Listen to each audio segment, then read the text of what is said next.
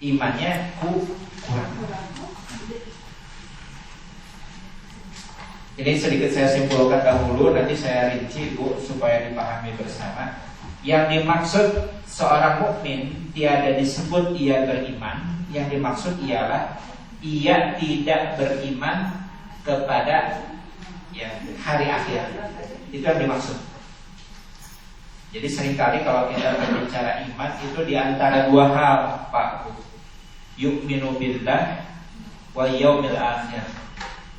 Jadi tidak beriman kepada Allah dan tidak beriman pula kepada hari akhir. Yang dimaksud tidak beriman kepada hari akhir itu apa? Kenapa ada orang dia melihat ada saudaranya kelaparan ataupun kesulitan, namun dia enggan untuk membantunya? Itu motifnya beragam, Bu. Yang paling umum adalah orang ini pelit.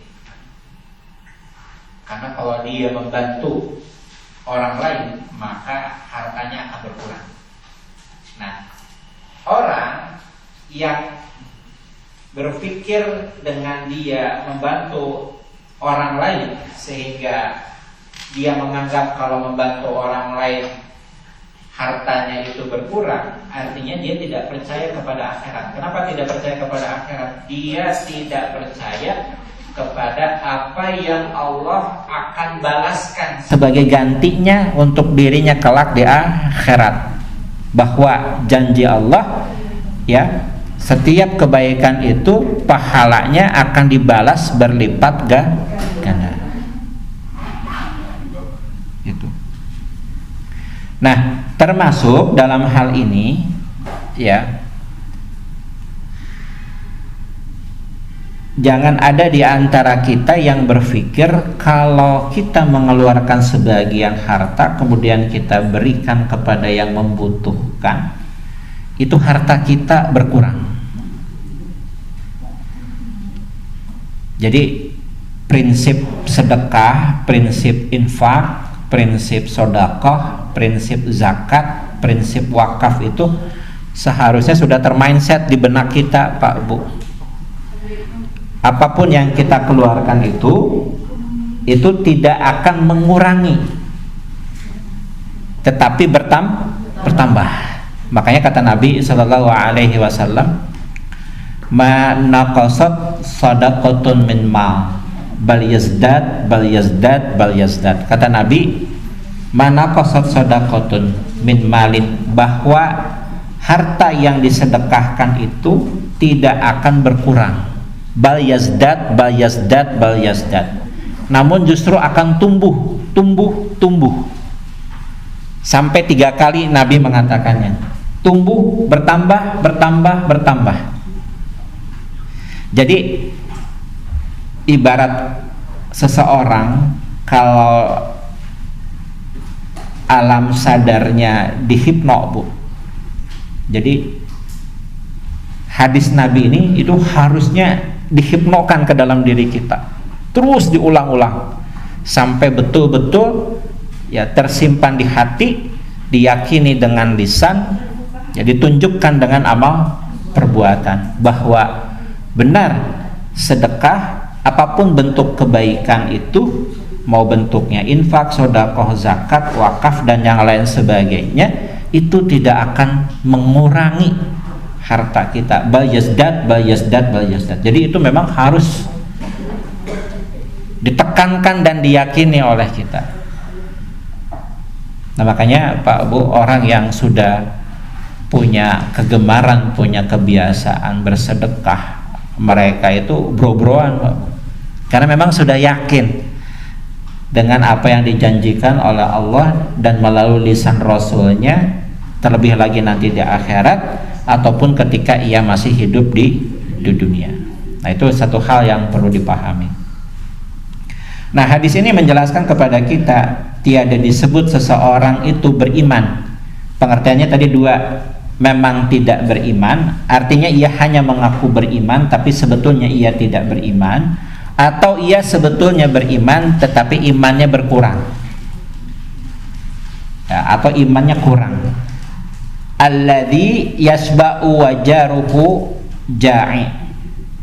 Ya, jadi tidak pantas seseorang itu disebut beriman atau kurang imannya, ya, di mana perutnya kenyang sedangkan tetangganya kelaparan. Itu. Oh, ini yang kita bahas di sini banyak ini, Pak Bu. Pertama, dari hadis ini bisa disimpulkan satu, pentingnya kepedulian sosial. Hadis ini secara tidak langsung mengajarkan kepada kita suatu hikmah agar kita ya punya sikap peduli dalam kehidupan di tengah-tengah masyarakat atau dalam kehidupan sosial. Sekali lagi Bapak Ibu, sekedar mengingatkan kembali kepada kita, ya, teori tetangga itu tidak ada sekat agama, ya. Sudah kita bahas kan Pak Bu di pertemuan yang sebelumnya. Jadi berbuat baik kepada tetangga itu apa namanya Bu, Pak? Ihsan namanya. Itu tidak ada sekat-sekat agama. Jadi kalau ibu mau berbuat baik kepada tetangga, kepada siapa yang harus diutamakan? Yang paling dekat pintu rumahnya. Tidak ada sekat di situ, mau dia agamanya Islam, mau dia agamanya non-Islam, ya. Allah perintahkan dan termasuk Rasulnya perintahkan agar berbuat baik kepada tetangga itu ihsan namanya, tidak dipilih-pilih. Itu ya yang sudah kita sepakati di pertemuan yang sebelumnya. Kalau peduli lawan katanya apa Pak Bu? Acuh, ya, cuek, ya. Tidak peduli lawan kata peduli lawan katanya acuh. Nah, jadi hikmah pertama daripada hadis ini adalah pentingnya memiliki kepedulian sosial dan menjauhkan diri daripada sikap acuh, tidak mau tahu, ya. Baik, boleh dibuka Bapak Ibu Quran surah Az-Zariyat. Az-Zariyat surah ke-51 ayatnya ayat, Bapak Ibu boleh buka dari ayatnya yang ke-15.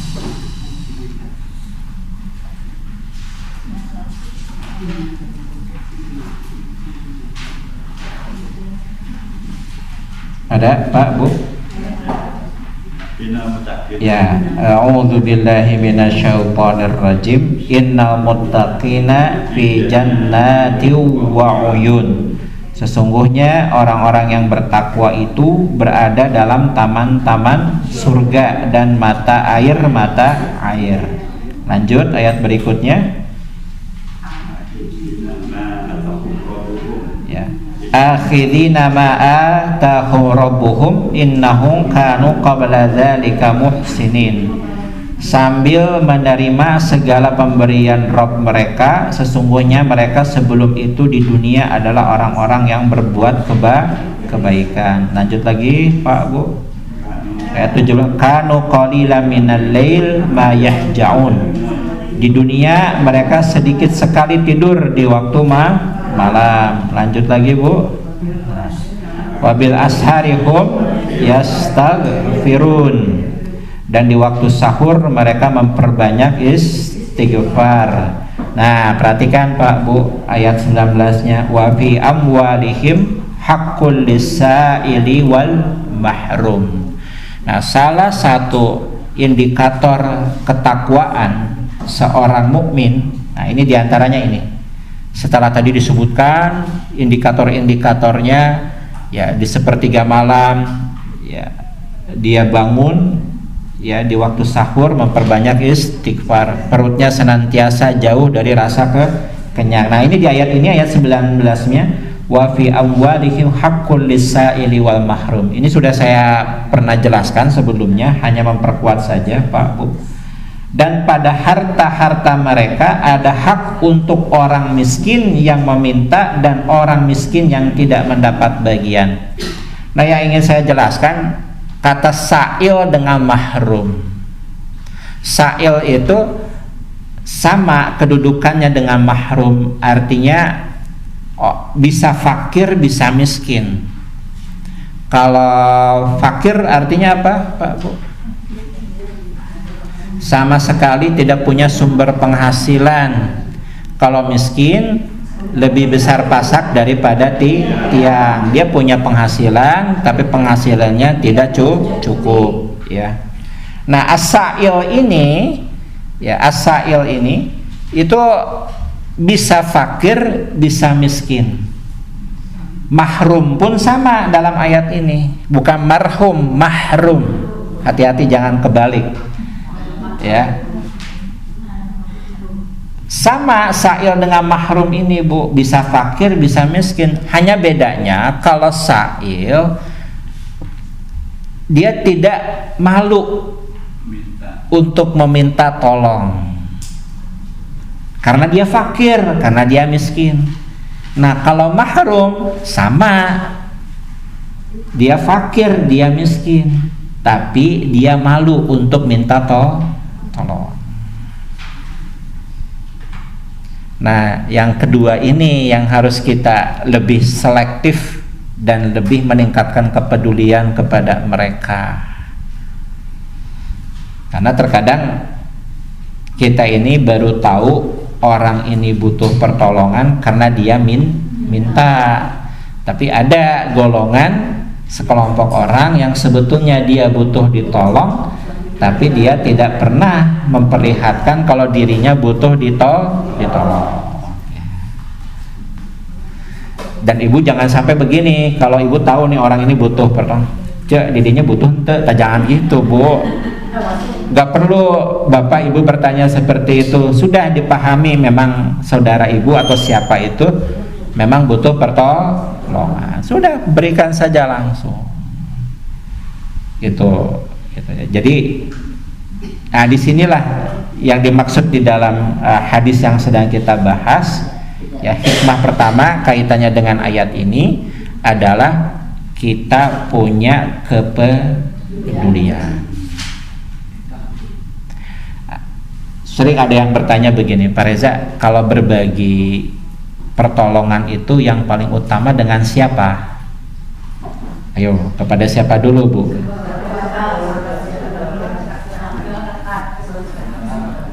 Buka lagi suratnya, Bu. Pokoknya kalau ngebahas yang begini-begini, kojokna surah An-Nisa ayat 36. Aduh, saya harus sudah pakai kacamata, Bu. Ayat 36.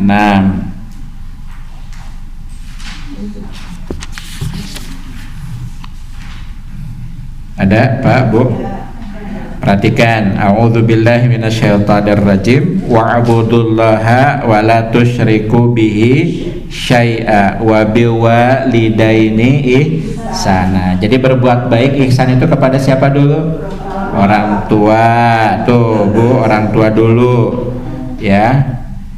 Wa bizil qurba, dan karib kerabat. Siapa yang dimaksud karib kerabat? Karib kerabat itu baik dari pihak ayah ataupun dari pihak ibu, ya. Wal yatama, baru urutan yang berikutnya, anak-anak yatim. Anak-anak yatim yang punya kekerabatan.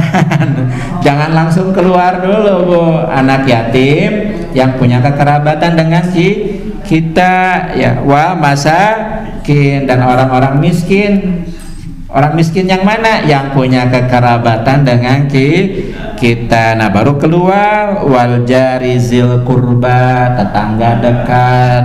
Wal jaril junub, tetangga jauh. Tuh urutannya. Wasahibi bil jambi, teman sejawat. Teman sejawat itu siapa?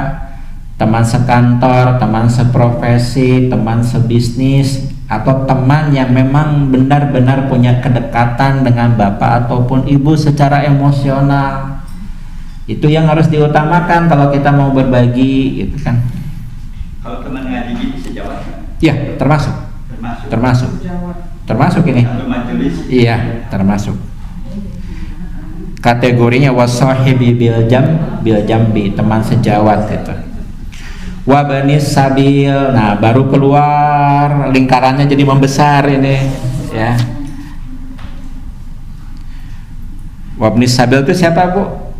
Orang yang sedang berjihad namun kehabisan bekal.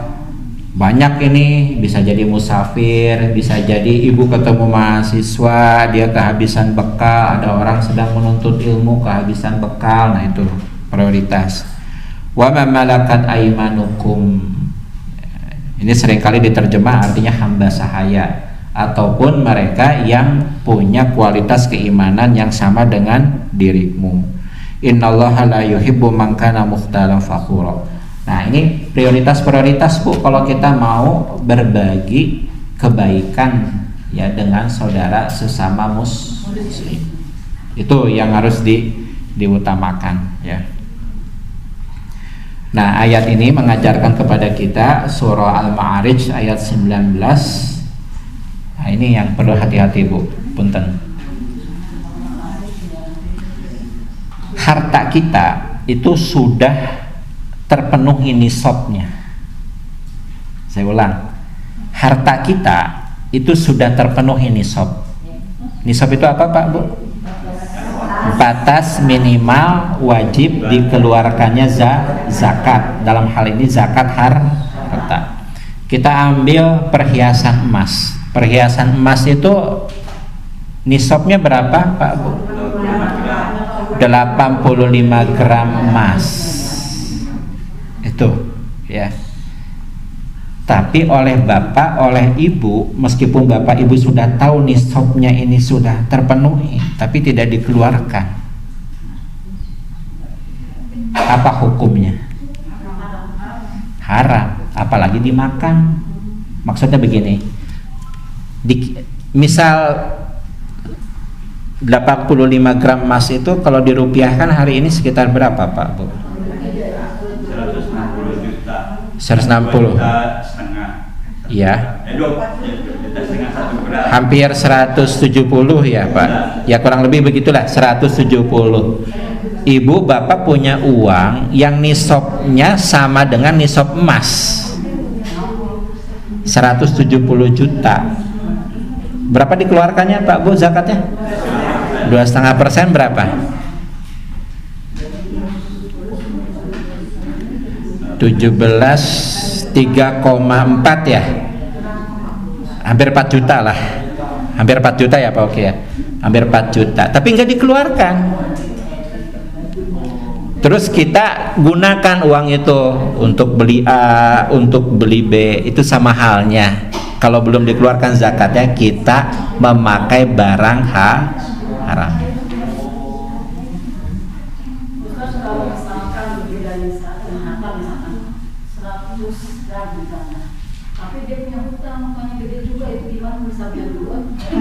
Oh ya, dainullah ahaqqu an tu'adda. Jadi kalau kita punya hutang itu lebih diutamakan untuk dilunasi dulu. Jadi tidak usah bayar dulu ya Kak? Ya. Tidak kewajiban. Iya. Walaupun sudah mencapai dasar. Iya. Jadi hutang dulu yang harus diutamakan. Gitu. Ya Ibu. Tadi masalah yang kena nisab itu apakah emas perhiasan atau emas murni seperti yang kita Ya, ulama mensyaratkan itu ada haul ya.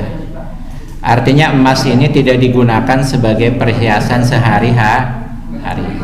Tapi ini ibu-ibu kalau dan bapak kalau baca buku itu di perpustakaan yang kotak di bawah itu di teras itu ada tuh bukunya Bu. Judulnya Hukum Zakat, tebal, warna hijau. Karya Syekh Yusuf Qaradawi. Itu disertasi, itu S3-nya beliau. Itu beliau ngasih pendapat begini. Ibu-ibu, zakat itu artinya apa? Membersihkan ya Bu ya. Membersihkan dari apa? Dari yang kotor, gitu ya. Nah makanya kalau kita berpegang dengan pendapatnya beliau mazhabnya Syafi'i. Kalau berpegang dengan pendapatnya beliau, kaitannya dengan ibu yang bertanya tadi, ibu yang pakai kerudung merah, ya, dengan pertanyaan ibu tadi, kalau kita berpegangnya kepada pendapatnya Ustadz Yusuf Qaradawi, itu tidak dibedakan mana perhiasan yang disimpan, mana perhiasan yang dipakai. Karena tujuan zakat itu membersihkan dari yang kotor. Itu kalau berpegang kepada pendapat beliau. Tapi kalau ibu nanyanya pribadi pendapat saya, kalau Pak Reza pendapatnya yang mana? Saya pendapatnya beliau Yusuf Qaradawi. Karena S2 saya pakai rujukan beliau. Itu kalau saya. Ya. Di Tarmizi juga kan itu ya. Ya. Juga. Oh gitu. Ustaz Erwan di Tarmizi pakar ekonomi syariah juga itu begitu. Itu mangga ya. Tapi kalau ya ibu mangga.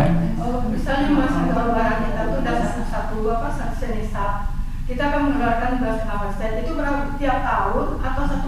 Ya baik. Berhitungnya gini Bu, Pak. Jadi kalau misal ibu punya barang berharga berupa emas dan sudah memenuhi nisab 85 gram ya Bu ya. Kemudian ibu keluarkan 2,5%-nya, otomatis kan berkurang ya. 85 gram itu kalau dikurangi 2,5%. Nah kemudian ibu beli emas lagi, dan selama setahun itu emas ibu itu bertambah, jadi misalkan 120. Jadi bertambahnya berapa gram? Ya kalau dijejehkan sekitar 35 lah misalkan gitu ya Bu ya gitu. Nah ibu bertanya, Pak Reza, saya kena zakat lagi nggak? Jawabannya Bu, kena zakat lagi nggak? Enggak. Enggak. Karena zakat itu tidak dikenakan pada objek yang sama dua kali.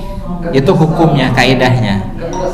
Ya, meskipun sudah setahun kan ibu harta emasnya yang bertambah cuma 35, sedangkan yang 85 sebelumnya kan sudah dizakati. Jadi nggak bisa yang udah dikenai zakat ditambahkan ke yang 35 yang belum, nggak bisa Bu. Tapi Ustaz, Iya. seandainya nih saya punya 100 gram lah, tahun ini 25. Udah gitu setahun berikutnya, setahun lagi kan kena lagi. Berulang-ulang itu enggak. Jadi Iya. satu kali atau memang setiap. Enggak, zakat itu satu kali Bu. Tidak ada objek zakat kena zakat dua kali, itu tidak ada.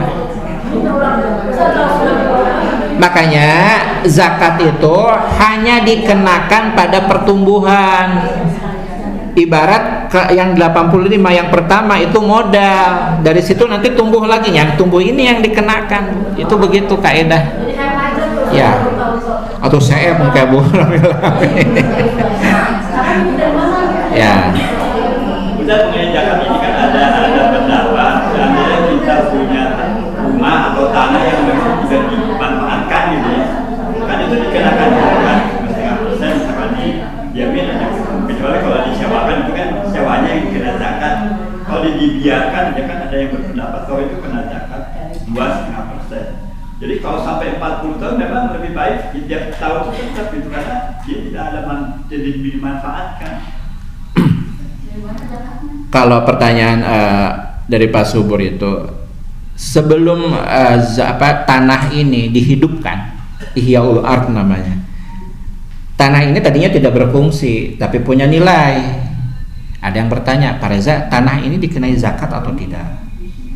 Kalau ibu dan bapak ingat betul beli tanah cash dan belum dikeluari zakatnya, maka keluarkan zakatnya cukup satu kali saja. Tapi kemudian Pak Reza, tanah ini saya sewakan dan saya menghasilkan dari situ senilai nisab emas. Kena zakat nggak? Kena. Yang mana? Yang tumbuh, bukan yang pokok, bukan nilai tanah ditambah penghasilan, bukan begitu Bu. Jadi yang tumbuh. Ada ustaz yang bilang seperti itu. Ya. Harus habisnya dalam 40 tahun itu. Yang tumbuh Bu. Jadi apa? Jadi zakat itu dikenakan pada yang tumbuh. Nanti Bapak Ibu kalau senggang waktu sambil nunggu sholat zuhur itu boleh dibaca tuh bukunya. Tebalnya segini tuh Bu. Ya Ibu gimana? Misalnya setiap kali kita belanja katakan saja beli emas ya senilai 20 juta dan transaksi sudah selesai, kemudian mengeluarkan zakat 20 juta, saya langsung aja keluarkan 2,5%-nya gitu ya Bu ya. 20 juta. Nah itu bagaimana? Nah kalau pakai rumusnya Pak Yusuf Kordowi itu namanya zakat dibayar nyicil. Yang terpenting perhitungannya nanti digenapkan gitu aja. Senilai nisab emas 85 gram. Kecuali memang berpegang pada prinsip emas itu harus dimiliki selama 1 tahun penuh. Nah gini Bu, Pak, hikmah harus dimiliki 1 tahun penuh itu apa? Karena hajat manusia itu kan satu sama lain berbeda-beda Bu. Itu ya. Tapi di sisi lain ini juga memberikan motivasi agar orang mau berlomba berbuat kebaikan. Pokoknya ini mah disimpan, gak akan dikemana-manakan. Nanti kalau udah 1 tahun terpenuhi nisabnya mau dikeluarkan zakatnya. Ada yang modelnya begitu. Tapi ada juga yang koret bin pedit bin merege hese. Dia udah tahu nih, dia udah berhitung harta yang dia simpan ini, emas ini, itu tinggal 5 hari lagi mau 1 tahun, mau haul. Dijual, dikeluarkan sebagian.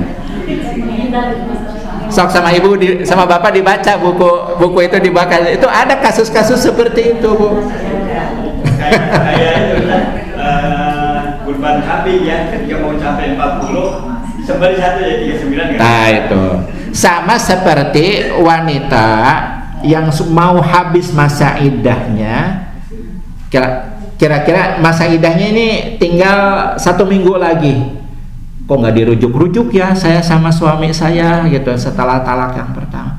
Suaminya datang, mah balikan lagi yuk. Nah itu juga dalam Al-Quran dijelaskan jangan mempermainkan yang namanya iddah. Bisa jadi seorang perempuan itu dia sudah berpikir punya plan A, punya plan B. Kalau memang nanti saya tidak dirujuk oleh suami saya gitu kan, saya nanti mau nikah lagi, datang suaminya. Nah itu ada ya laki-laki yang mempermainkan iddah seorang perempuan. Nah sama halnya tadi. Boleh nolak nggak Ustaz? Kalau perempuan dirujuk apa harus nerima atau boleh nolak? Harus ada saksi. Ya artinya Talak ada saksi, rujuk juga harus ada saksi. Harus disaksikan. Kalau si suaminya bersumpah sungguh-sungguh tapi dalam hatinya hanya mempermainkan, ya Allah yang Maha tahu. Ya dia yang nanggung dosa. ya, tapi kalau perempuan boleh nolak memang nggak ada lagi gitu, nggak mau dirujuk ya udah. Ya nggak apa-apa. Artinya, Silakan ya, berarti nanti berlanjut ke ketetapan talak yang berikutnya ya. Pak gitu. Jadi jangan kan ada pilihan gitu. Ya. Jangan sampai udah gitu. Ya. Misalkan kalau nerima gimana, nggak terima gimana kan, kalau itu kan pilihan si perempuan sendiri. Artinya gini aja Pak Bu, perempuan itu kalau ditalak 1 jangan pacaran gitu aja, karena dia belum sepenuhnya lepas. Kenapa saya katakan begitu? Kan kejadiannya begitu kebanyakan hari ini. Dia memahaminya kalau udah ditalak 1 itu kayaknya dia udah bebas aja gitu kan, mau berteman dengan siapapun. Artinya dia nggak paham itu. Itu banyak kasus seperti itu. Nunggu 3 bulan. Nah itu. Bukan 3 bulan, 3 kali masa suci itu. Bisa jadi memang 3 bulan. Ya.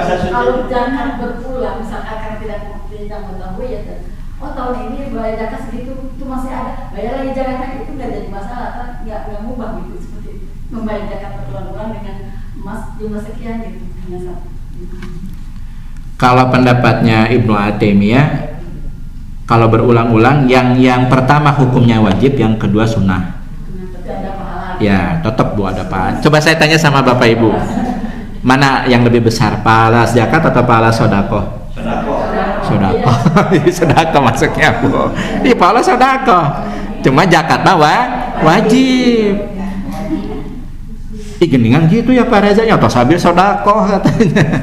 Nah makanya tadi kata Ustaz Yusuf Kordowi, dorongan untuk beribadah, menunaikan ibadah yang difardukan oleh Allah, meskipun tahu ganjarannya lebih besar yang disunnahkan, tetap jangan mengendorkan semangat di dalam ibadah. Kata Umar bin Khattab begini, sebentar Pak Oki. Kita kan nggak tahu Pak Bu, kebaikan yang mana yang kita lakukan yang akan diterima oleh Allah, sok yang mana Pak Bu? Enggak ada yang tahu. Makanya kata Umar bin Khattab, ya udah, selagi saya mampu saya kerjakan, selagi saya mampu kerjakan. Jadi nggak pilih-pilih Bu, nggak pilih-pilih. Di dalam beribadah tuh nggak pilih-pilih, kerjakan saja. Karena kata Umar bin Khattab, kita tidak tahu mana amal ibadah kita yang diterima oleh Allah. Itu begitu. Enggak Pak Oki? Misalnya kita nabung emas cukup, misal kita bayar zakat, habis itu setelah itu kita pakai emasnya habis gitu kan, terus kita nabung lagi sampai lagi sisa zakat lagi. Nah itu yang penting tidak ditambahkan dengan yang sebelumnya Pak, kalau masih ada sisa. Tapi kalau yang sebelumnya habis, terus Pak Oki dalam 1 tahun beli lagi emas, terkumpul lagi minimal nisabnya 85 gitu ya, senilai 85 gram, apakah itu kena zakat? Kena. Intinya kalau Bapak Ibu mengeluarkan zakat dari suatu emas dan masih ada sisa, untuk mengeluarkan zakat yang berikutnya tidak perlu ditambahkan dengan sisa emas yang sebelumnya. Yang dikeluarkan itu yang tumbuh. Itu begitu ya Pak Bu ya, Ibu mangga. Ustaz, balik lagi ke masalah tanah tadi. Iya. Ada nisab juga nggak untuk tanah, untuk harga berapa atau berapa luas untuk dizakatnya? Makanya tadi saya sempat tanya 85 gram. Coba Bu dicek aja Bu, sekarang 1 gram emas mulia itu harganya berapa Bu? 2,5 juta. 2,5 juta. Nah Ibu coba kalikan kali 85. 2,5 juta kali 85, hasilnya berapa? Sebentar, kita berapa Bu? 225 juta. Nah Ibu punya tanah, nilainya berapa Bu? Kalau misalnya belinya sudah lama sekali, Ya nggak masalah kan. Kalau Ibu mau jual tanah pakai harga lama mau pakai harga baru? Wah nanti sama Pak Subur dibelinya itu kalau pakai harga lama. Pakai harga ya harga sekarang kan. Nah ternyata dihargainya 250 juta. Kena nggak zakat Bu? Kena. Udah gitu ada caranya, dikonversi aja. Iya gitu ya Pak Bu ya. Gimana Pak Oki? Ya sebentar. Masalah tanah, kita beli tanah udah lama nih kita tempat tinggal, itu kena zakat nggak Pak? Ingat-ingat sama Pak Oki, itu tanahnya udah kena zakat belum? Ya udah keluarin Pak. Rumah itu dikeluarin gitu? Iya, udah hak milik penuh belum Pak? Udah, ya udah keluarin. Nah, ada yang bertanya Pak Raja, ngeluarinnya boleh dicicil nggak? Boleh. Pendapat ulama-ulama boleh, gitu kan? Itu dengan sekarang gitu ya Pak? Iya, iya kan harta. Di kampung Pak Oki kan di Sumatera Barat banyak orang yang jual beli tanah pakai emas. Jadi enak ketika mau naik mau turun ya emas aja. Oh iya. Sekian berat. Iya. Kayak hutang juga daripada uang lebih baik emas ya. Iya. Jadi ketika emas naik ya berarti bayar kita 1 gram kayak gitu. Ibu punten, di dalam bukunya Syekh Yusuf Qaradawi itu, punten Bu, pertanyaan Yusuf Qaradawi itu begini.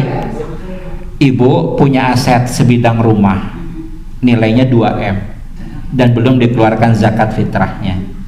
Zakat harta 2,5%. 2,5% dari 2M berapa?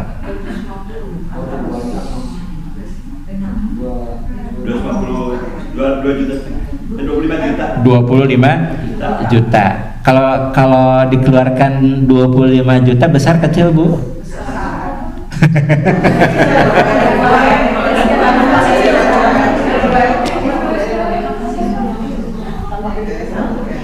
Kan cuma 2,5%. Makanya Pak Reja badak jadi 25 juta. Nah, di situ diujinya kita oleh Allah Subhanahu wa taala. Ibu tahu nggak Pak, Bu? Ibu tahu nggak? Ketika zakat harta itu berubah kadarnya menjadi 2,5%, padahal sebelumnya itu hampir 10%. Sahabat-sahabat tuh bertanya, nah Rasulullah jantan ngalitan, kita mah biasa pakai yang 10%. Kata Rasulullah, Pak, kan Allah yang perintahkan. Tuh, dulu mah begitu, Bu. Atau napi ibu dan bapak mau uih deh ke syariat yang dulu, terus 10% gitu, kumaha? Bade uihan deh ke syariat sebelumnya. Sama seperti syariat toharoh di zaman Nabi Musa itu, kalau badan, kalau pakaian, tempat terkena najis, cara membersihkannya harus disamak, Bu. Dikuliti. Kalau pipi ibu kena air liur anjing, kumaha nyamakna ada? Sok. Peres, Pak, Bu. Itu syariat di zaman Nabi Musa. Kalau pakaian dirobek. Badai uih deui ka zaman Nabi Musa syariatna. Betul, anak saya cerita ikut kursus di itu Erwandi Tarmiji, tanya ketika untung 10 juta mau nggak 2,5%, mau nggak itu 25, 2,5 juta. Ketika 100 juta mau, ketika udah untung 1 miliar, mikir dia 10 miliar, mikir 250 juta. Padahal kan persentasenya tetap aja, untung dia juga besar. Tuh ya. Itu ujian. Kita tuh baru diuji 2,5%, aduh, gitu. Berat gitu. Keuntungannya juga, keuntungan kan nah Ustaz berkaitan ini kan harus berkaitan dengan berkah ya Ustaz ya. Sesuatu yang berkah itu, sesuatu yang berkah itu pada yang kita miliki bermanfaat gitu ya. Baik ilmu, tenaga maupun uang kan bermanfaat bagi orang lain. Berarti kalau misalkan seperti tadi persentase makin gede akhirnya keberkahannya makin berkurang karena kan kita jadi berpikir ada rasa sayang dia.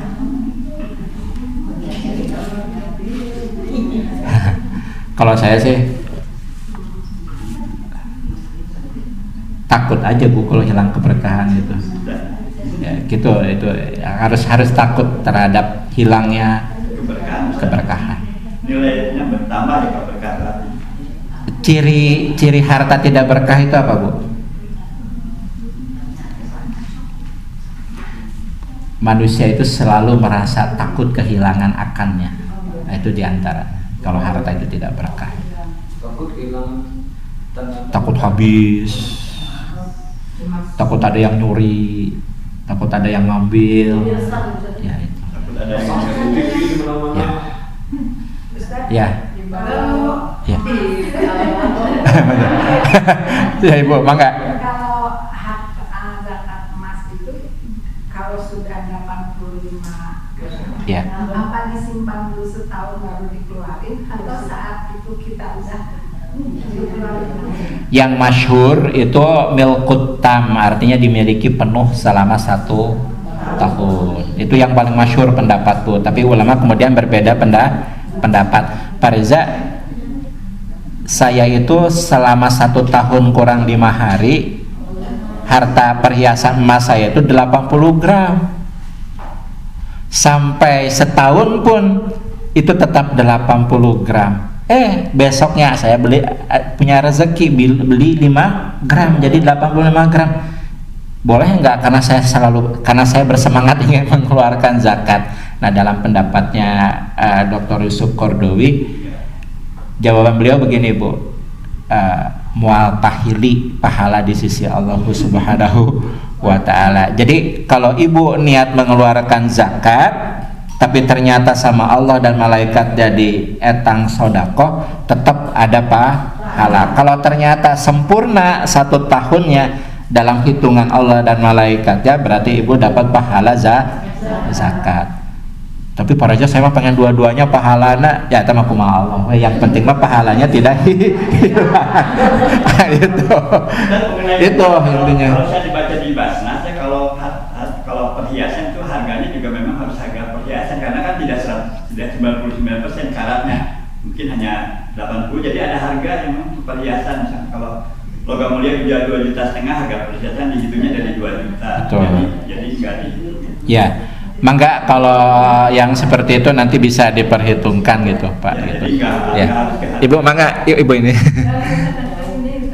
Kalau kita mengontrakkan rumah, Ya. kita mengontrakkan mungkin sekali setahun. Pas Ya. kita terima duit itu, apakah kita zakatkan? Zakat. 2,5%. Ya. Itu namanya zakat penghasilan, Bu. Jadi 2,5% dari kita menerima. Iya, misalkan ibu punya kos-kosan 100 pintu. tiap pintu setahunnya berapa? 10 juta. Ya tinggal kali 100 berarti berapa itu, Bu? 1 miliar. Wah, itu. Tinggal keluarkan saja. Tapi cukup setahun sekali ya, Bu ya? Satu kali, Bu. Tahun depan habis dikontrak lagi. Ya, nanti di tahun berikutnya ibu kontrakan lagi, dapat lagi. Makanya kan disebutnya pajak penghasilan. Ya tetap kena. Tiap tahun, Bu.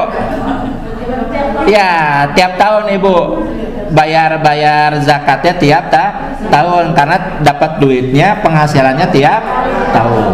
Kecuali kalau dikontrak 10 tahunan gitu ya. Ya. Ya, Ibu mangga. Misalnya saya jual rumah, Ya. laku tuh 1 M, Ya. kemudian saya mengeluarkan 25 juta Ya. untuk zakat. Ya, jadi sisanya kan 907 juta. 25 juta ya, Bu ya? Dari 1 M. Jadi 1 M, oh ya, betul. Jadi uang yang itu langsung dari terima 1 M, saya langsung keluarkan 25 juta. Betul. Jadi saya pajak uang 975. Betul. Kemudian saya belikan lagi rumah tuh, harganya 900 juta. Apa saya mesti mengeluarkan? Enggak kena. Jadi kalau itu berarti sudah yang tadi. Iya, kan Ibu belinya pakai uang dari yang sudah dizakatin, nggak kena, Bu. Nggak kena. Atau habis nanti uangnya Kalau berkurang. itu saya sekarang mau beli emas, pegang uang tuh 20 juta. Saya udah keluarkan uang 500.000. Iya. Zakat ya. Nah, saya belanja tuh uang dari situ saya belanjakan emas. Berarti Enggak kena. Karena pada prinsipnya kan sudah dikeluarkan satu kali, Bu. Jadi berpegangnya kepada prinsip itu. Jadi belanja dengan uang yang sudah Dizakati, iya, gitu, persis. Gitu ya, Bu ya? Mungkin yang begitu ya aman. Jadi Maksudnya aman, Bu? aman, jadi tidak perlu memikirkan lagi. Oh ya, ya, ya. Makanya kata Dr. Yusuf Kordowi, seyogianya setiap muslim itu punya catatan pribadi masing-masing terkait tentang zakat harta ini. Kenapa demikian? Ini ibu dan bapak banyak yang bertanya dari tadi, berarti saya husnuzon ibu-ibu teh semangat pengen beribadah ke Allah, pengen taat ke Allah teh bagus gitu. Karena ada kekhawatiran, bukannya pelit. Duh, Pak Reza, saya teh jadi keinget ternyata saya tuh dulu pernah beli tanah tapi belum dikeluarkan. Nah, gitu. Ya silakan kalau ternyata memang ingat dan belum dikeluarkan, ya boleh ditunaikan zakatnya. Tapi Pak Reza harus dijual dulu, kan nggak mungkin. Sedangkan kalau harus di-cashin, nggak ada juga uangnya. Kalau dicicil bagaimana? Ya mangga, itu silakan. Cicil apa ya biasanya? Ya mangga silakan. Harga dulu masyarakat kan jauh Ya gitu. Kalau masalah zakat Ya. rumah, katanya kalau kita jual rumah, ada pendapat ulama bahwa kalau menjual rumah tidak perlu zakat. Kalau kita jualan rumah baru dijakati. Misalkan saya punya rumah 1 dijual perlu dijakati. Tapi kalau saya punya 2, 3 yang itu untuk jual beli, nah itu yang harus dijakati. Jadi kalau yang saya tinggali ya saya perlu jual gitu ya, beli itu kan satu oh itu tidak wajib dijakati karena kita kebutuhan. Tapi kalau saya beli bangun rumah beberapa terus dijual, nah itu yang kena zakat. Ya, karena masuknya jadi zakat penghasilan, Pak Subur. Jadi ada penghasilan dari transaksi jual beli itu. Jadi jual rumah sama jualan rumah beda. Beda, ya. Ibu-ibu, Pak, boleh dilanjut? Karena zakat. Gitu. Ya. Baik. Tadi kita sudah sampai di as-sa'il wal marhum ya, Bu ya, Pak. Ya. Al-mahrum, almarhum. Al-mahrum, hati-hati jangan kebalik ya, Pak.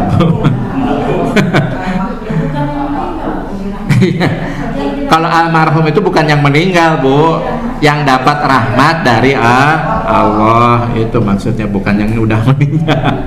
Baik, boleh dibuka Pak Bu kaitannya dengan hadis yang sedang kita bahas, surah Al-Ma'un. Ara'aital ladzi yukadzibu biddin fadzalikal ladzi yad'ul yatim ولا يحض على طعام المسكين فويل للمصلين الذين هم عن صلاتهم ساهون الذين هم يراءون ويمنعون ماعون. Baik Bapak Ibu, mohon dicek, dilihat ayat ketiganya Pak Bu. Wala yahuddu ala ta'amil miskin. Di situ terjemahnya apa Pak Bu? Dan tidak mendorong memberi makan orang miskin. Mendorong itu maksudnya apa? Tidak mengajak. Bukan tidak memberi, tidak mengajak. Jadi Bapak Ibu, kita semua saksi. Ada sekelompok orang sedang kesulitan. Kita mau nolong mereka, tapi kita pun nggak punya materi yang cukup, bahkan kita kurang. Terus kita tahu ada orang yang mampu, tapi kita diem aja. Nah ini diancam sama Allah, orang yang diam aja ini.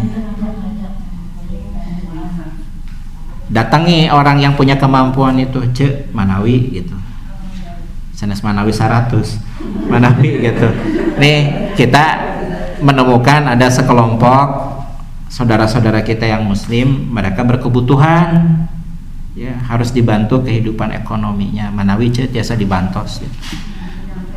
Bisa dibantu enggak? Itu Bu yang dimaksud wala yahuddu ala ta'amil miskin, itu artinya cuek aja dia, tidak memberitahu kepada orang lain, terlebih lagi ngajak orang lain untuk nolong dia. Jadi tidak memberi diancam, tidak menganjurkan, tidak ngajak orang lain untuk menolong juga dia. Ini yang dimaksud. Nah, apa kaitannya dengan tadi di dalam surah Az-Zariyat ayat 19 lisail wal mahrum itu? Kaitannya dengan al-mahrum itu Bu. Ya, Ma'arij juga betul Bu Neneng, Ma'arij itu ayat 19 sampai ayat 24 25 itu juga sama, di situ ada as-sa'il al-mahrum juga ada di situ. Betul? Ya. Ya. Ya. Ya. Sama. Nah, jadi kaitannya di sini adalah yang ingin saya sampaikan terkait dengan hadis ini adalah seorang mukmin itu harus punya rasa peduli yang tinggi, harus punya perhatian yang tinggi. Tapi tadi Bu ya, rumusnya yang ayat 36 surah An-Nisa itu lingkaran terdalam dulu, baru lingkaran terluar. Artinya apa Pak Bu? Dalam hal saling tolong menolong ini, yang harus Bapak Ibu perhatikan itu adalah orang-orang yang terdekat terlebih dahulu. Itu diperhatikan sama Bapak Ibu. Jadi jangan cuek Pak Bu. Ada Pak Bu seorang anak gemar sekali dia berbagi kebaikan di panti yatim, tapi kepada ibunya tidak. Kumaha? Coba mana yang lebih wajib, kepada orang tua dulu atau kepada anak yatim? Ya, sesuai tadi ayat 36 surah An-Nisa.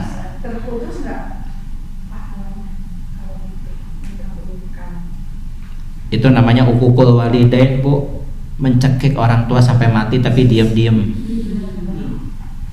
Berkata ah saja tidak boleh, apalagi tidak menolong orang tua dengan materi. Gimana coba Bu? Gimana Bu?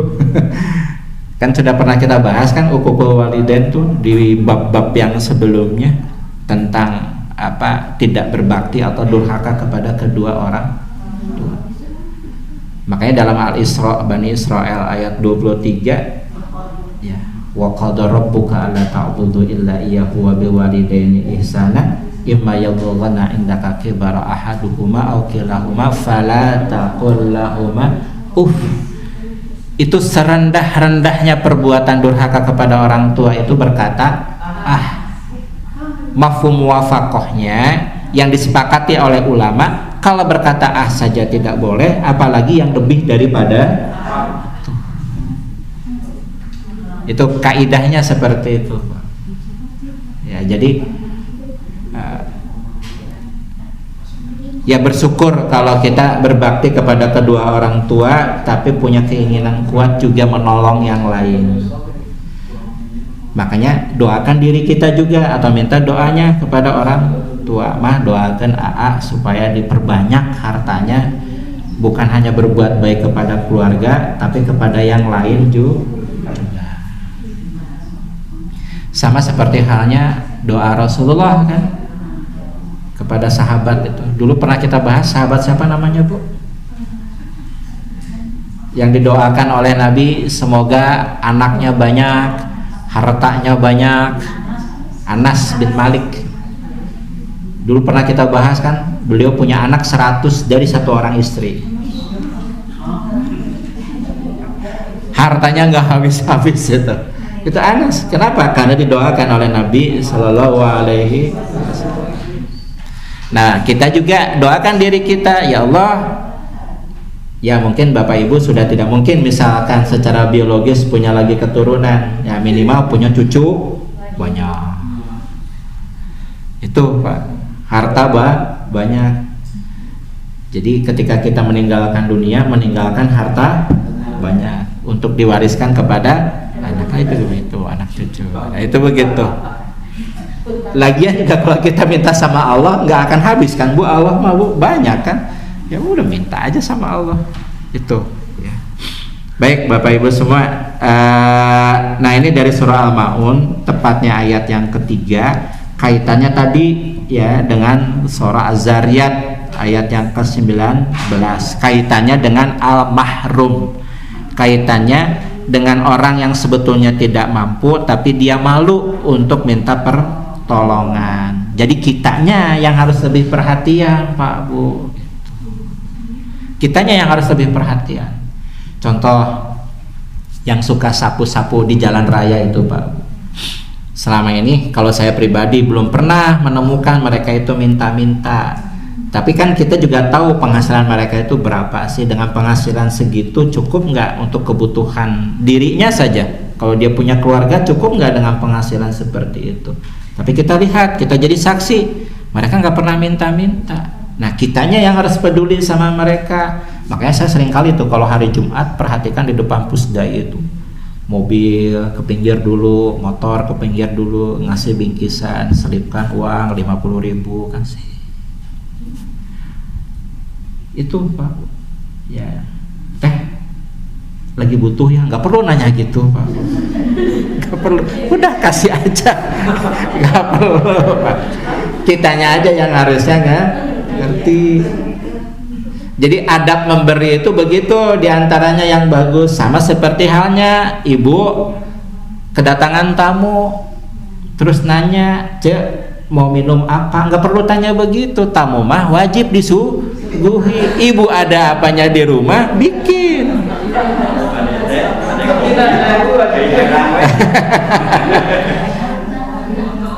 Dan ingat Bu, berbuat baik kepada tamu, nanti kita ada babnya membahas itu ya. Berbuat baik kepada tamu ya harus yang terbaik. Ibu di rumah punya serop campola, gaduh marjan, gaduh ABC anu disuguhkeun cek heran kumaha. Ya, kalau ada tamu datang ke rumah yang terbaik yang disuguhkan, apa Reza Abdi mah bingung atas sadaya ditinyuh gitu nya, mangga tah jauh lebih baik itu. Kalau nggak dibukanya udah ditutup. Coba Pak Bu, saya nanya sama Bapak Ibu semua, Ibu Bapak ada yang pernah hajat pesta walimah? Ibu Bapak pernah ngemot-ngemot nggak? Tamunan udah datang mungkin geus disuguhan es krimnya hungkul gitu kan? Pernah berpikir kayak gitu nggak? Kan enggak Bu, yang terbaik buat nyuguhin buat tamu kan gitu. Masalahnya nanti tamu datang mau makan mau minum atau tidak ya itu terserah mereka. Dan yang kedua, adabnya tamu tidak boleh ngomongin makanan minuman ketika walimatul urus. Tengenah tadi gitu. Nggak boleh, Bu. Ya boleh. Kalau dibuka saja, kalau ditutup semua tapi ditutup dan tadi buka-buka. Ayo tamu mah, ya kumaha gitu, hanya buka hidung nyalina kan sedikit. Ya. Ya kita namanya hidung, Bu. Dibuka disuguhkan gitu. Makanannya kacang tapi nggak dikasih pisin, bingung atuh Bu tamu gitu ya. Yang terbaik kalau kita menjamu tamu. Baik Bapak Ibu, itu surah Al-Maun ayat 3 ya Pak Bu. Izin ini membacakan ada ayat juga. Oh ya, sebentar Pak Bu. Baik. Nah, kalau memberi itu adabnya seperti apa? Ini kan kita memberi pertolongan ya Pak Bu. Ini kaitannya masih dengan hadis yang sedang kita bahas. Kalau tetangga kita lapar, maka berbagilah gitu kan. Nah, cuma dalam berbagi ini yang kita bagikan itu kualitasnya harus seperti apa? Nah, ini ada hadisnya begini. Kata Nabi SAW, la yu'minu ahadukum hatta yuhibba li akhihi ma yuhibbu li nafsihi. Tidak sempurna iman seseorang di antara kalian hingga ia mencintai saudaranya sebagaimana ia mencintai dirinya sendiri. Bisa dipahami nggak dari hadis ini, Bu? Jadi kalau memberi kepada seseorang itu ya apa yang kita suka gitu. Ya itu yang sering kali saya singgung itu, Bu. Ibu masak sayur lodeh sudah dimakan satu kali sama ibu, asin teuing gitu. Diberi sama anak sama suami nggak ada yang makan, masuk kulkas, dikeluarkan dihandetkeun, dikeluarkan dihandetkeun deui. Udah seminggu baru dikasih sama tetangga yang ibu sendiri aja nggak mau makannya, terus dikasihkan ke tetangga. Jangan gitu, Pak. Kan penuh kehangatan misalnya.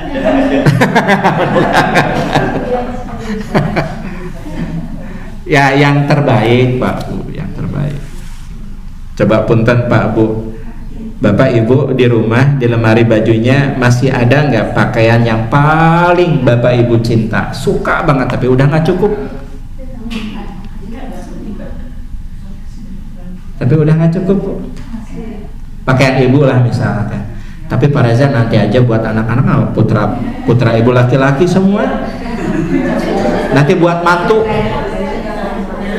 Ayo terus begitu Pak Bu gitu ya.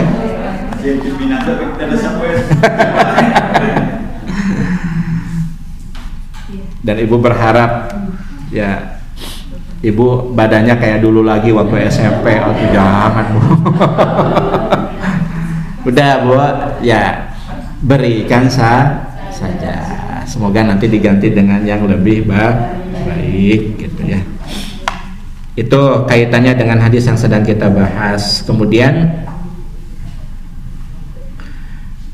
ini kata Nabi, man darra musliman darrahullah wa man syaqqa musliman syaqqallahu alaih. Kata Nabi, barang siapa memadaratkan seorang muslim maka dirinya akan dimudaratkan oleh Allah. Wa man syaqqa musliman syaqqallahu alaih. Dan barang siapa berbuat atau melakukan atau menyulitkan seorang muslim maka dia akan disulitkan pula. Apa bedanya sulit dengan darurat, Bu? Kalau Bapak Ibu belajar ilmu fikih, darurat itu biasanya untuk satu kondisi yang dampaknya bisa berpengaruh terhadap rusaknya badan atau jiwa. Itu kondisi darurat.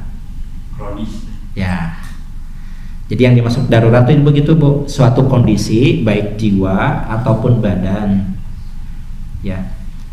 Bisa kehilangan jiwa, bisa rusak atau lukanya badan. Nah, itu kondisi darurat. Nah, kalau sulit itu levelnya di bawah darurat. Nah, tapi kata Nabi, ya barang siapa memudaratkan atau melakukan sesuatu yang dampaknya bisa berakibat pada rusaknya jiwa atau badan seorang muslim, maka oleh Allah akan dibalas dengan yang sama. Pun demikian, barang siapa menyulitkan seorang muslim, maka oleh Allah pun akan disulitkan. Tapi di sini tidak disebut oleh Rasulullah apakah disulitkan, dimudaratkannya itu di dunia atau di akhirat. Artinya kalau begitu pengertian hadis ini umum, bisa jadi balasannya itu di dunia atau di akhirat, bisa jadi di dunia dan di akhirat, berarti 2 kali dibalas tanpa Allah. Kalau pelayanan dengan pemerintah misalkan menyulitkan masalah. Termasuk itu Bu. Ini saya baca hadisnya. Wah Ibu, nih langsung ke situ. Nih, ini hadis yang berikutnya Bu. Ini doa Nabi ini. Allahumma man waliya min amri ummati syai'an fasaqqa alaih fashkuk alaih. Kata Nabi, ya Allah, barang siapa memegang urusan umatku fasyaqqa alaih, kemudian yang diberi amanah untuk memegang urusan tersebut menyulitkan umatku, maka sulitkan hidupnya. Jadi ini doa Nabi Sallallahu Alaihi Wasallam. Ini persis saya begitu. Jadi ada istilah kalau bisa disulitkan kenapa dipermudah gitu ya. Kalau urusan izin gitu kan? Ya, ya. Harusnya mudah jadi sulit Bang. Ya mungkin nggak tahu mereka itu sudah baca hadis ini atau tidak, saya juga nggak tahu. Kalau udah baca berarti udah bermudah ya. Kalau saya yakin saya nggak baca, karena kan kata umat muslim di Indonesia 72% nggak bisa baca Al-Quran, apalagi baca hadis itu. Pasti kan dibaca Al-Quran. Atau pernah dengar masuk telinga kanan keluar telinga kiri, mungkin wallahu a'lam bishawab. Tapi yang susah bayar lunas. Nah itu. Nah kalau ada yang kasus seperti yang Ibu sampaikan itu bagaimana Pak Bu? Ya, kata Allah, antasaddaqu khairul lakum. Jadi bersedekahlah kalau ada orang yang pinjam uang sama kalian. Kata bersedekah itu apa? Berbuat baik. Berbuat baik itu pengertiannya banyak. Satu, kasih lagi tempo sampai dia bisa mengembalikan. Atau pengertian yang kedua, kata ulama, lepaskan saja sudah, nanti Allah ganti dengan yang lebih baik.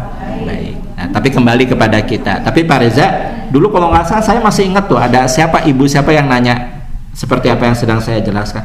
Tapi saya nggak mau lepas Pak Reza, karena saya tahu persis orang itu tuh nggak gampangkeun gitu, supaya dia punya tanggung jawab. Ya nggak apa-apa, itu mah hak ibu, ya silahkan. Tapi dibantu Bu, didoakan juga supaya dia dipermudah untuk bayar hutangnya. Kalau didoakan jelek malah nggak bayar hutangnya. Itu kekhawatirannya. Iya. Maka Pak Oki. Misalnya kita ngutangin, dia nggak bayar.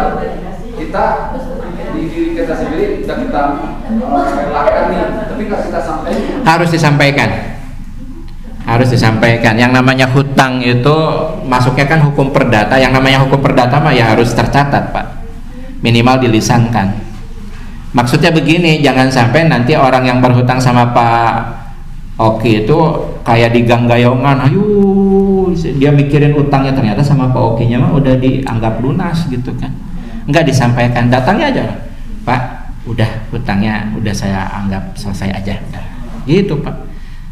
Tapi kalau Pak Oki ingin dapat pahala sedekah, kan orang yang meminjamkan uang itu kan selama uangnya belum dikembalikan, selama itu pula kan dia dapat pahala sedekah.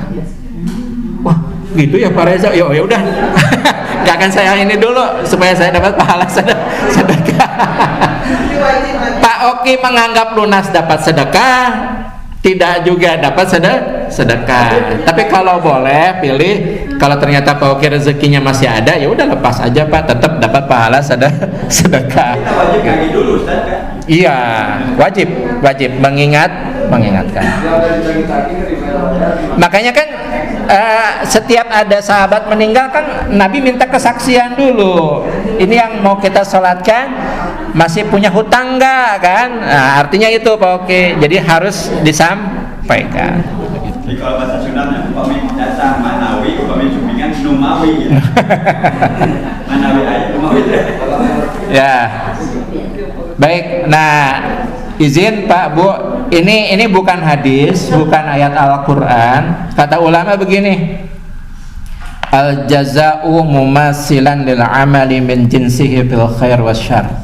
Jadi kata ulama-ulama kita, balasan daripada amal perbuatan itu adalah sesuai dengan kebaikan ataupun keburukan yang dilakukan. Jadi ya kitanya aja yang apa ya, yang muhasabah, introspeksi diri aja. Kalau hari ini kita sedang diuji dengan sesuatu yang buruk, itu artinya pantulan daripada amal perbuatan kita. Kalau hari ini kita sedang berbahagia, dapat nikmat daripada Allah, ya jinsul amal itu pun bagian daripada amal perbuatan baik yang sudah kita lakukan sebelumnya. Itu begitu aja. Nah, yang paling dikhawatirkan oleh ulama-ulama kita adalah seseorang itu tidak menyadari melakukan dosa. Itu yang paling ditakutkan. Ya, tidak sadar kalau itu adalah perbuatan dosa. Itu yang paling dikhawatirkan. Yang dimaksud tidak sadar dengan perbuatan dosa itu apa contohnya? Ya tadi yang sedang kita bahas.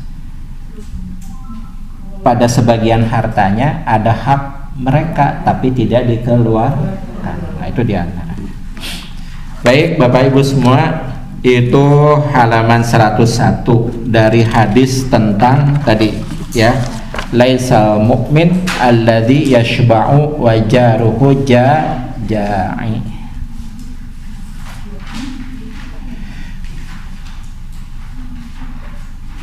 Sering-sering lah Bu, Pak, kalau ada rezeki lebih neraktir teman gitu aja. Ustaz, sahabat Rasulullah yang meninggal yang bilang-bilangnya harusnya lebih banyak, lebih bagus, lebih apa ya, siapa ya yang diriwayatkan ketika dia meninggal, dia menyesal harusnya bahwa dia harus bisa memberi lebih banyak, lebih bagus. Sahabat saya pernah kurang tahu nama sahabatnya ya, Pak, tapi riwayat ya ada ya. Karena dia menyerah dulu memberi tapi tidak banyak, ya. Tidak memberi yang bekas atau yang baru gitu. Ya gitu Pak Bu. Sauban mungkin, sahabat Sauban. Gitu ya Pak Bu. Kita lanjut ke halaman 102 Pak Bu.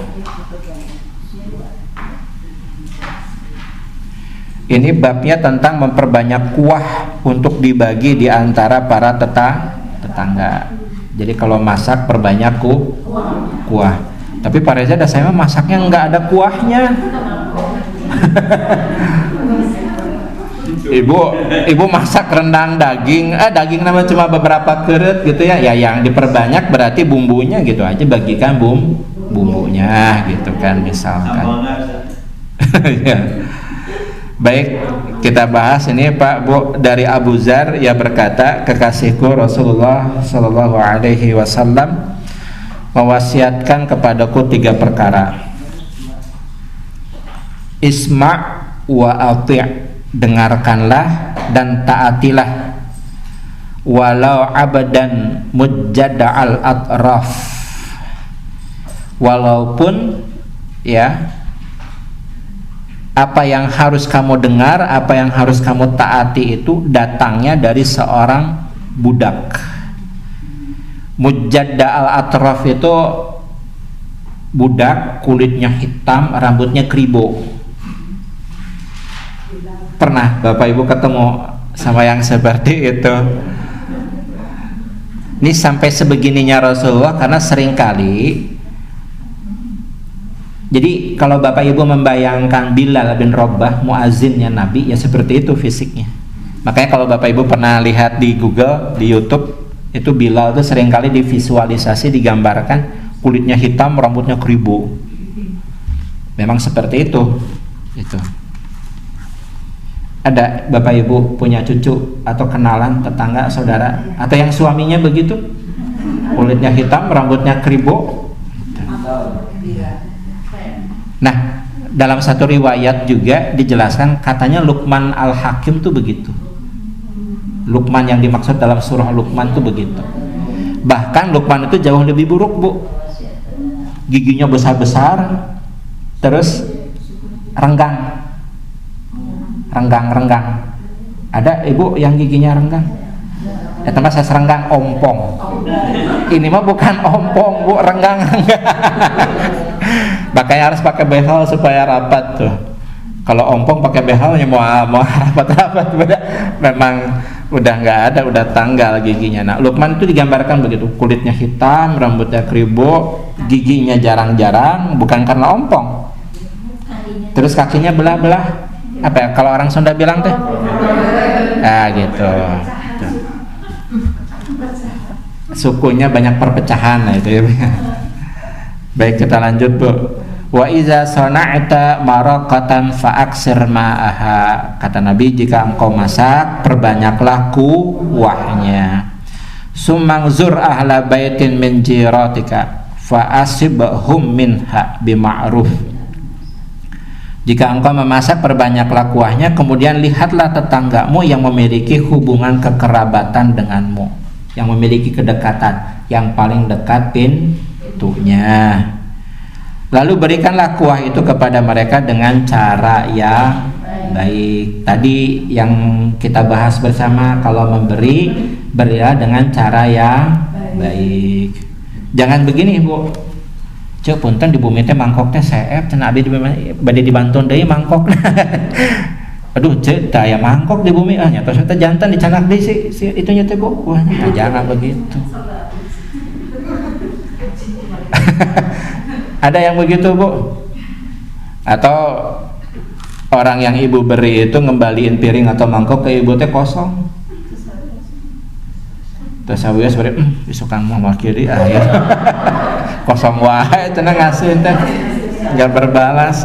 Enggak, jangan begitu Bu. Udah itu ya. Kemudian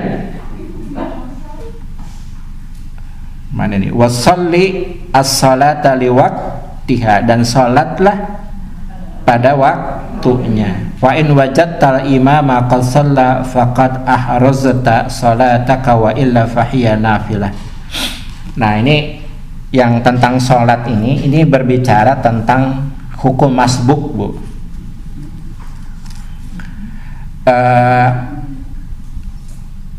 Ibu sholat jamaah zuhur di Pusdai, tapi imamnya sudah duduk tahiyat akhir. Ibu dapat pahala nggak?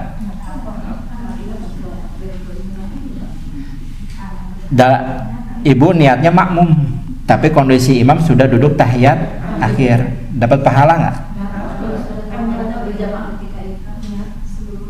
Nah, yang dimaksud dalam hadis ini tuh itu.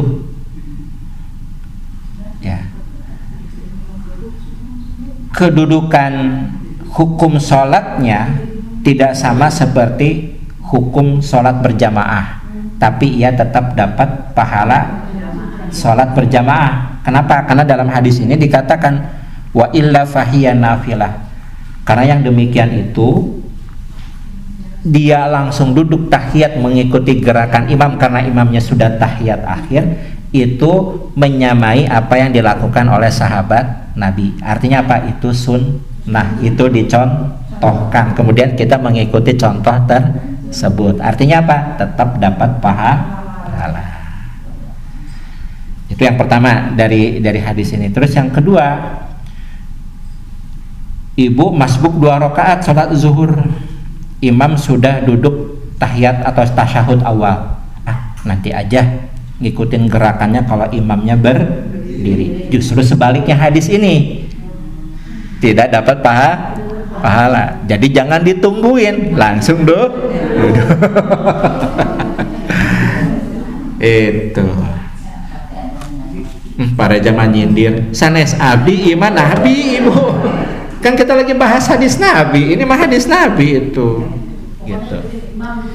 Termasuk ini teh kayaknya mah udah mau berakhir nih sholatnya gitu ya. Ibu masih di luar masjid, tergesa-gesa, nggak perlu tergesa-gesa Bu, udah tetap tenang ya jalannya. Karena perintah dari Allah itu watma'annu, kalau mau sholat itu harus tenang. Kalau tergesa-gesa nanti ketika hadir di shaf besar kemungkinan tidak tenang, berkeringatlah, jantung berdebarlah gitu kan, kaki jadi pegel dan yang lain sebagainya. Jadi tenang saja, itu begitu. Kalau saya jengkol gitu. Jadi konsepnya itu mungkin habis makan jengkol. Iya. Bernapas tuh. Jadi apa? Kan ada hadisnya, Nabi kan ada gitu konsentrasi. Nabi melarang tapi bukan mengharamkan ya Pak Bu. Melarangnya Nabi itu bukan haram. Jadi kalau kita mau sholat, kan ada hadisnya begini. Laula an asyqa ala ummati la amartuhum bisiwak fi duburi kulli shalah. Aku tidak bermaksud memberikan beban yang berat kepada umatku dengan cara bersiwak fi duburi kulli shalah, pada setiap mau sholat yang 5 waktu.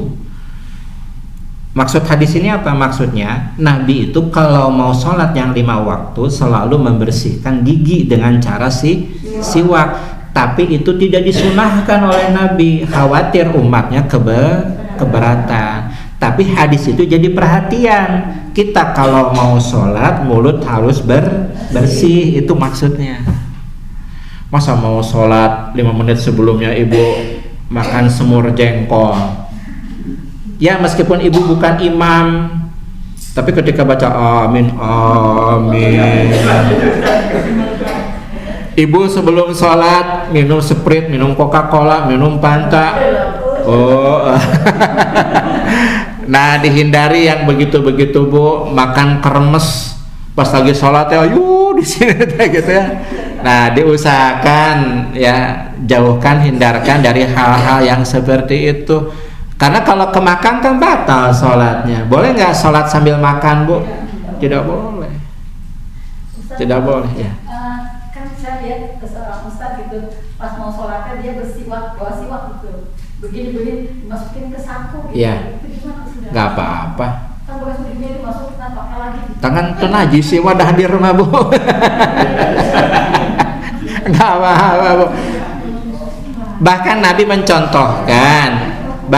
mencontohkan siapapun di antara kalian merasa ragu di dalam bacaan sholatnya, baik Al-Fatihah ataupun surah, karena ada gangguan setan, maka meludahlah. Meludah itu bukan mengeluarkan air liur ya, bisa jadi mungkin maksudnya air liur juga, tapi pengertian yang utama adalah maksudnya begitu Bu, tapi ke sisi kiri bawah telapak kaki, bukan ke samping kanan.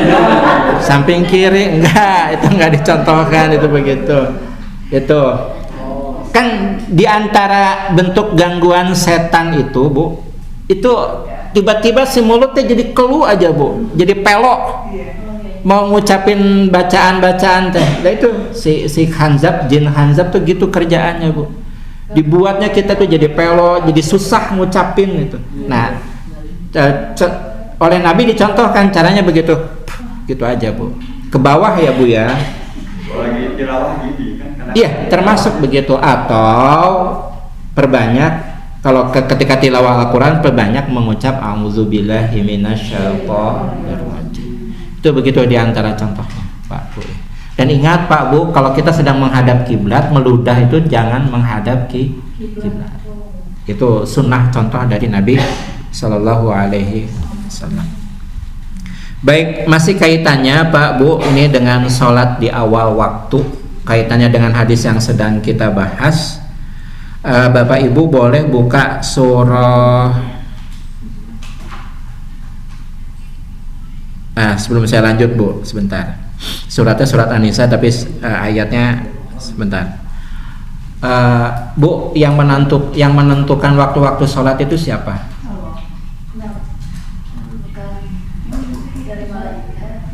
Yang menentukan waktu sholat itu siapa Bu? Zuhur, asar. Oh itu Pak Reza, Departemen Agama. Sholat mati kapungkur gitu saya Bu, Departemen Agama nambah ayah.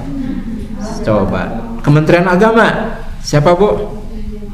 Mangga dibuka surah An-Nisa ayat 103 ini teh kalau nggak salah.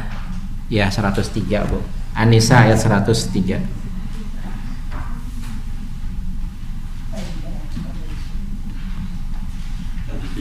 Ya 103.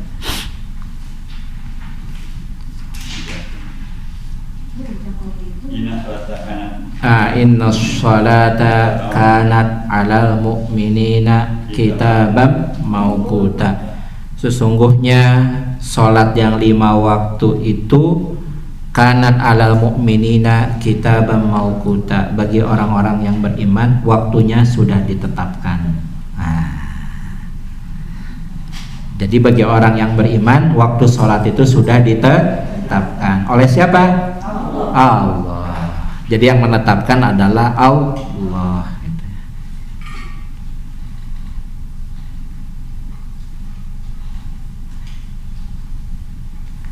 Ini seringkali Bu, waktu sholat di dalam Islam itu diserang oleh musuh-musuh Islam Bu. Mana coba dalilnya, ada nggak sholat 5 waktu? Jadi mereka itu pengennya sebut mana sholat maghrib, mana sholat isya gitu ya, mana sholat zuhur, asar dan subuh gitu ya. Nah diantara dalilnya ini gitu ya. Mana tulisan maghrib, isya dan yang lain sebagainya ya dilihat. Ya kan Al-Quran tuh nggak ujug-ujug turun Bu ya, ada asbabun nuzulnya, ada peristiwa yang melatar belakangi turunnya suatu ayat. Jadi jangan dipahaminya harfiah, jangan dipahaminya sesuai dengan kalimat atau katanya begini saja, tapi harus dipahami secara keseluruhan. Dan ini dalil sholat 5 waktu. Nah Bapak Ibu, kalau kita mendengar kata ala kemudian diikuti setelahnya kata sholat, contoh di dalam azan dan iqomah itu kita seringkali dengar hayya ala sholah. Yang dimaksud ala sholah di situ adalah ayeuna, yuk ayeuna sholatna, kira-kira begitulah Pak. Itu ajakan daripada Allah. Tapi kemudian ada hadis yang menjelaskan. Kata Nabi, awwalul waqti ridwanullah wa wasatul waqti rahmatullah wa akhirul waqti maghfiratullah azza wa jalla. Jadi sholat yang dikerjakan di awal waktu akan mendapat ridho Allah. Adapun di pertengahan waktu dapat rahmat Allah. Adapun di akhir waktu itu akan dapat ampunan daripada Allah. Tapi, nah buka sekarang surah Maryam ayat 59, surat ke-19. Yang di awal waktu dapat ridho, yang di pertengahan waktu dapat rahmat, yang di akhir waktu dapat maghfirah. Awal waktu dapat ridho, pertengahan waktu dapat rahmat, ya di akhir waktu dapat maghfirah. Tapi ada syaratnya. Ya. Surah Maryam ayat 59.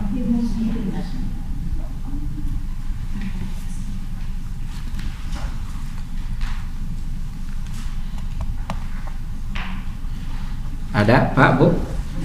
Fakhalafa min ba'dihim khalfun ada'us salata wattaba'us syahawati fasawfa yalqauna ghayya. Ada Pak Bu?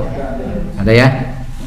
Fakhalafa min ba'dihim khalfun, maka akan muncul sekelompok orang atau satu generasi min ba'dihim setelah generasi orang-orang soleh sebelumnya, di mana generasi ini ada usolah, ya mereka ini seringkali mengabaikan waktu sholat.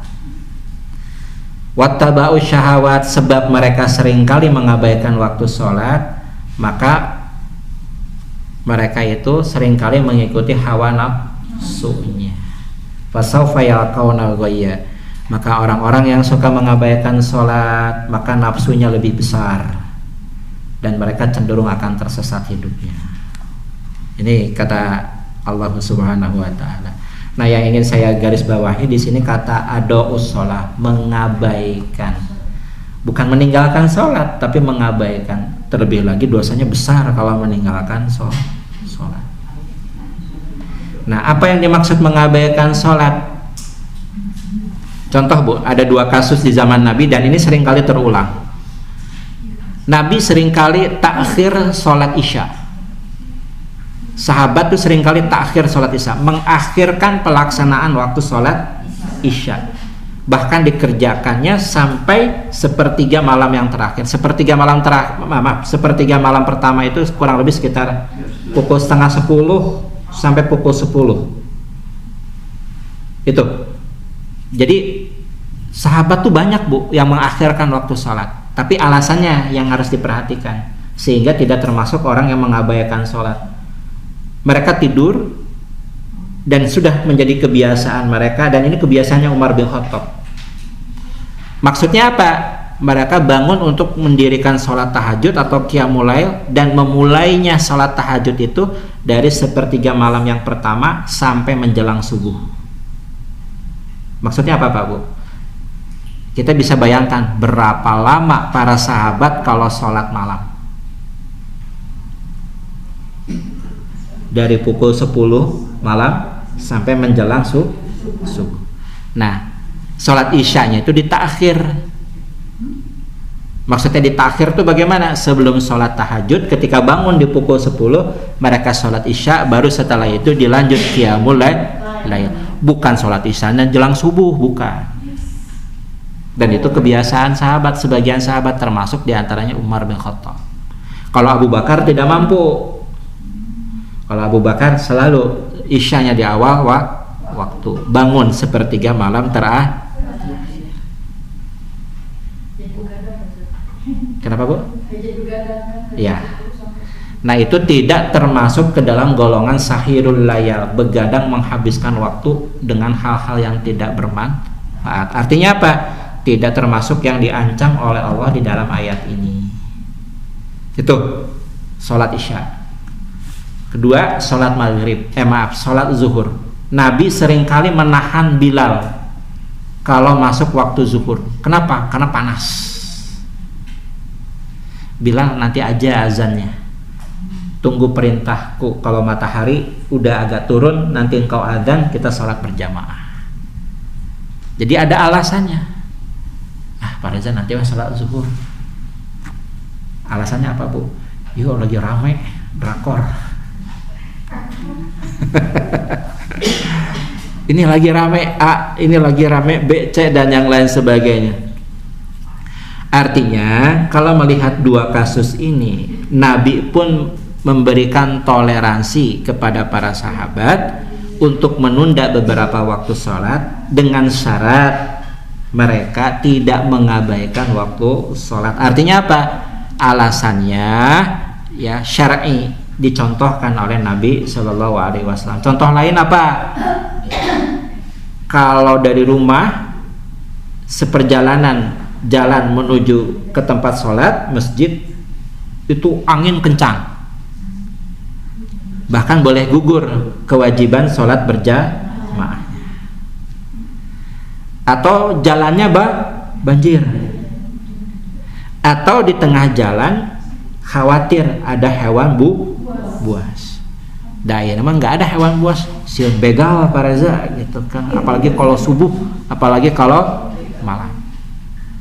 Nah itu diantara alasan-alasan yang ada contoh peristiwanya di zaman Nabi Shallallahu Alaihi Wasallam, sehingga waktu sholat itu tidak di awal waktu. Kumaha pami kasiangan Pak Reza, tos sahur teh kulem abdi gugah-gugah teh asar. Sering ada yang bertanya begitu. Coba gimana Pak? Dugaan awal husnuzon. Husnuzonnya adalah mungkin orang ini kelelahan sehingga tidak bangun kecuali ketika asar. Terus sholatnya kumaha? Nya sholat ketika dia bangun, ketika dia ingat. Itu hadis yang paling umum. Tapi Pak Reza kalau dia sadar sholat zuhurnya, sholat asarnya, sholat maghrib dan sholat isyanya dijamak, dihijikeun, dikerjakan satu waktu, boleh nggak? Ada contohnya. Nabi dahulu, saya lupa perangnya perang apa. Nabi pernah berperang melawan pasukan kafir, dan tidak ada kesempatan walau sedikit bagi Nabi dan para sahabat untuk sholat. Kesulitan Nabi untuk sholat. Tombak, anak panah, serangan dari mereka itu nggak berhenti sampai Nabi itu susah untuk sholat. Nah itu pernah terjadi 1 kali, sehingga Nabi kemudian melakukan sholat-sholat yang tadi tertinggal waktunya, zuhur, asar, maghrib, isya, setelah sholat isya. Tapi kondisinya di Indonesia perang, Bu. Kalau ibu misalkan sedang ziarah ke Palestina, wah tiba-tiba ibu teh masuk dalam kondisi chaos, Bu. Israel nyerang. Wah, Pak Reza takut mau sholat juga ini, mah gimana, bingung katanya. Nah, apa yang pernah terjadi pada Nabi itu bisa dikiaskan, bisa dianalogikan terkait bagaimana tata cara pelaksanaan sholat. Itu begitu, Bu. Ya, tapi jangan diulang berkali-kali, terutama bagi yang kesiapan. Kita dulu ada namanya Teguh Esa, penulis komik. Begitu melaksanakan sholat sehari sekali aja 17 rakaat. Saya juga dengar juga dari Pak Atian, cerita juga gitu. Kita tahun 80-an. Katanya udah sekali aja 17 rakaat ya pagi-pagi. Terus kakak saya dulu atasannya tuh pulang haji, ibu-ibu kepala salah satu balai. Kan katanya kalau sholat di Masjidil Haram 100.000 kali, pulang haji nggak sholat lagi. Kan saya udah beribu-ribu kali. Ada ya gitu. Oh ya, mangga ibu. Ada yang gitu.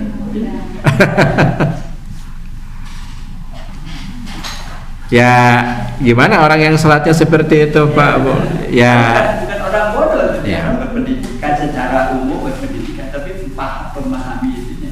Ya intinya kuduah kita, panutan kita, uswah kita, contoh kita yang ideal. Tarik yang sebelahnya.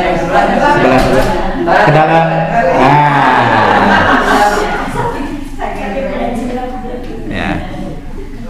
Ya, yang seperti itu bukan contoh gitu. Jadi tetap contoh ideal kita mah Nabi Sallallahu Alaihi Wasallam. Itu aja. Pak, Bu, cukup ya sampai di sini nih pembahasannya. Kalau ada pertanyaan, mangga sebelum saya tutup. Ini pukul berapa ini, Pak, Bu? 11. Oh iya, 11.18 ya. Mangga, kalau ada pertanyaan, satu pertanyaan mungkin.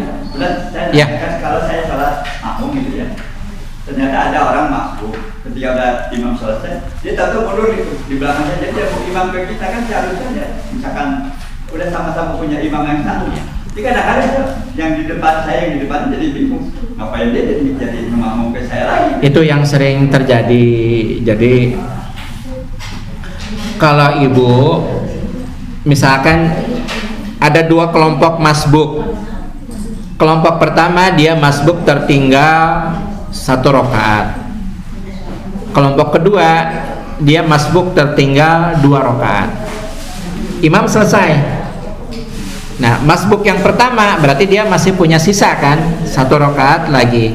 Nah, seringkali kita menemukan makmum yang masbuknya 2 kali mundur, menganggap yang kelompok pertama atau orang pertama yang masbuknya 1 kali ini jadi imam mereka. Enggak cukup, imam itu yang pertama tadi. Itu makanya kata Nabi, la imamaini fi masjid. Jadi tidak ada 2 imam di dalam masjid. Itu kaidahnya begitu, Pak. Jadi itu yang sering kali terjadi. Nah, Pak Reza sekarang udah habis, udah nggak ada. Atau mungkin udah pada imamnya sudah salam, terus ini juga udah mau selesai, bagaimana gitu kan? Ya udah, ya dirikan shaf yang baru, ya komat, kemudian sholatlah berjamaah. Itu begitu, sederhana sebetulnya kaidah itu. Kan kadang suka ada yang patoel-toel, terus sampai ke belakang nanti. Nah, ini kalau kejadian sama ibu di tempat umum, contoh seperti di rest area. Ibu awalnya sholatnya sendirian, padahal ibu sholatnya itu sunnah badiah gitu ya. Tiba-tiba ada yang makmum nepuk ke ibu, mau makmum sama ibu, tapi ibu niat sholatnya sunnah. Apa yang harus dilakukan?